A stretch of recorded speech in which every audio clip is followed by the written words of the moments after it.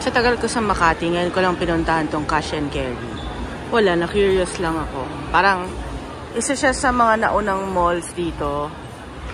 And, maliit lang pala siya. Ayan, ito yung food court niya.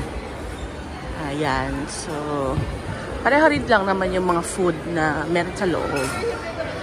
May potato corner, Cash and Carry department store. I guess, pareho lang yung prices ng restaurants and food franchises sa loob.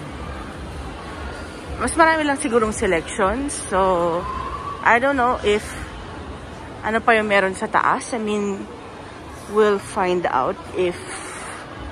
So, isa lang pala yata yung food court lang ata yung restaurant. I'm not sure kung meron pang iba na kainan sa loob. But, more on pangmasa siya actually. But marami siyang pagpipilian ng furnitures which makes it different. And tinan mo naman aga. September pa lang ay mga Christmas decors na. So, ano kayang restaurant ang pupuntahin ko? I guess may nakita kong Mary Grace and gusto ko magkape. So, that is where we're going to go. I mean, it's safe to say na hindi more on cash talaga gagamitin mo to. Not really credit card. So, but I think the stores are also receiving naman credit cards and GCash. I guess masanay lang ako sa...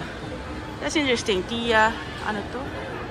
Tia Loleng's General Merchandise. So, check natin siya. Because the rest are the same. Nakikita ko na tong mga to sa other mall franchises. So, there's really nothing so unique na nakaiba or something.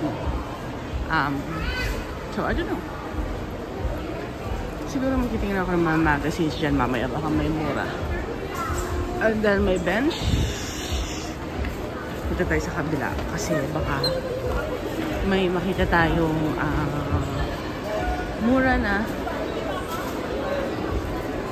Well, hindi naman exactly mura, but ay, may Look Yuen Moongate. Ayun, may Look Yuen. So, let's go there. Sa Look Yuen na lang tayo kumain. Cause,